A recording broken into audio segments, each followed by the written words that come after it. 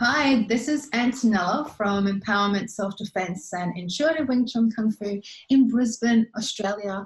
And I'm also joined by the lovely Tasha.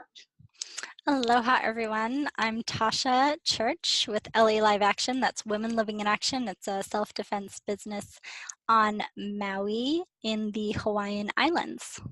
Yeah, and if you don't know already, Tasha and we connect weekly to bring you topics in relations to self-defense and martial arts from a female perspective.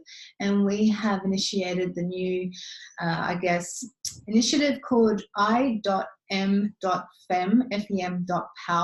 So I.M.Fem.Power. So we would like to include many more subjects in regards to what it's like from a female perspective and talk about different types of topics that we feel really important and we can share from our experience. And today we'd like to talk to you about the topic of confidence. And we chose the topic as confidence, the inner power.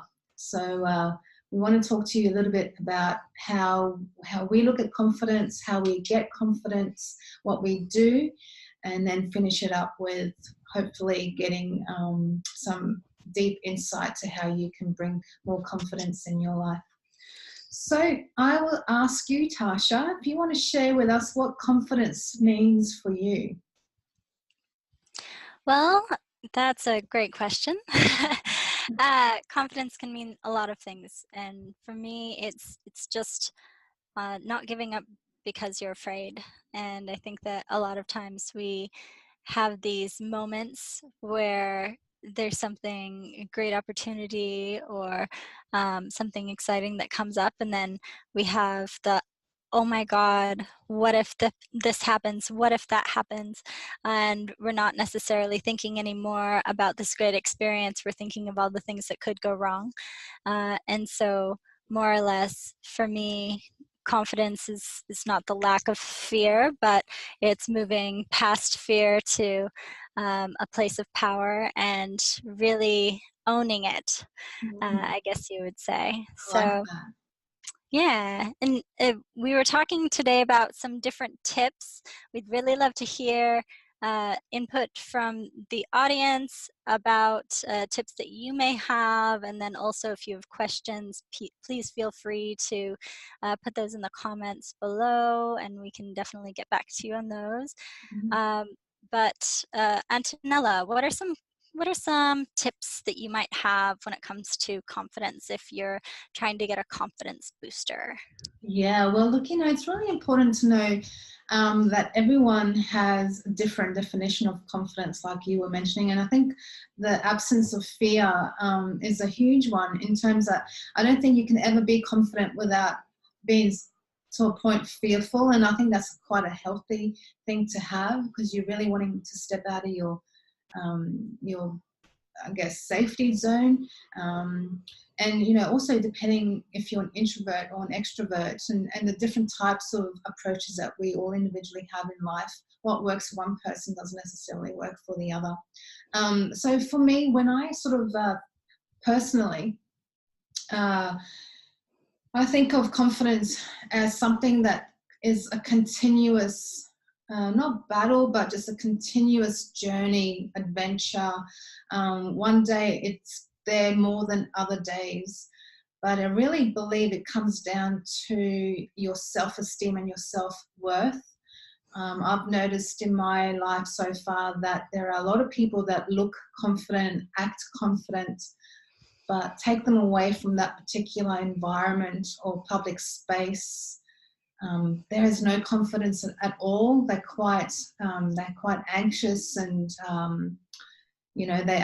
they may resort to negative things in their life to boost them up. So I really want to focus on healthy approaches to getting your confidence. So one of the things I talk about is, and what works for me is thinking back from this point on and backwards in your life, of all the moments that you have felt confident in regardless what you have attained. I'm not talking about trophies and gold medals. I'm talking about the courage to apply for a job, go to an interview, ask somebody out, make that phone call, approach that somebody, reach a certain goal, whatever that may be. Please have a library in your mind that you can draw from in those moments where you really need to get confidence. I feel that when you have a good ability to grasp all those moments in your life that you have felt confident, it sort of fills you up with more confidence to be able to make better decisions. And what happens is that when you have a memory, you can choose a good memory or a bad memory, but we want to choose good memories. So we have a memory of the times when we felt really proud and confident and happy and joyful. There's the good hormones that flow through us, and our body language changes. We feel stronger in ourselves, and that enables us to make better decisions, which hopefully will make you step out of your comfort zone to really, again, like you said, Tasha, to get out of that fear-based situation and really push your boundaries. So that's one of the things, and I might ask you, and we might go backwards and forwards. So what's the biggest thing for you? Well, a couple of things that I really love to do for myself, and I know that some of it sounds cheesy, but I love doing affirmation cards. And I have a whole wide array of affirmation cards that I use. But on days when I'm just feeling a little bit more like my energy is a bit lower, I pull these affirmation cards, and usually they brighten up my day. And I also do meditation in the morning. I have a morning routine. So it's really important. I think everybody should have some form of morning routine. It doesn't matter what it is, but for you, just making sure that you have one and really sticking to it. For me, I have to have some sort of exercise in the morning. I have to do meditation, and I like doing yoga. And so those are just different things. And I have a green drink every morning. Yeah, because I guess That's it's really important to start the day with something that on a positive note, whatever that may Yes. be. Yeah. Yeah, exactly. They've done a whole bunch of studies on the world leaders, and a lot of them all had some sort of morning routine, morning setup that they would do to start their day and really kick everything off.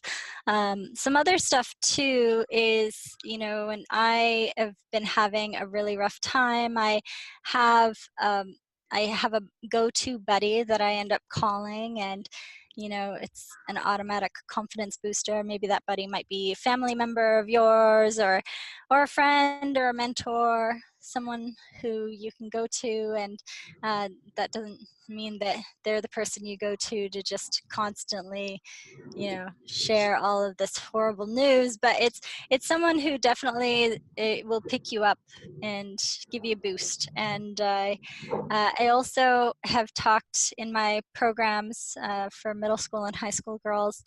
I had them write down 10 things that they liked about themselves, and call it the 7-day, a 1-week challenge to write 10 new things every day that you like about you.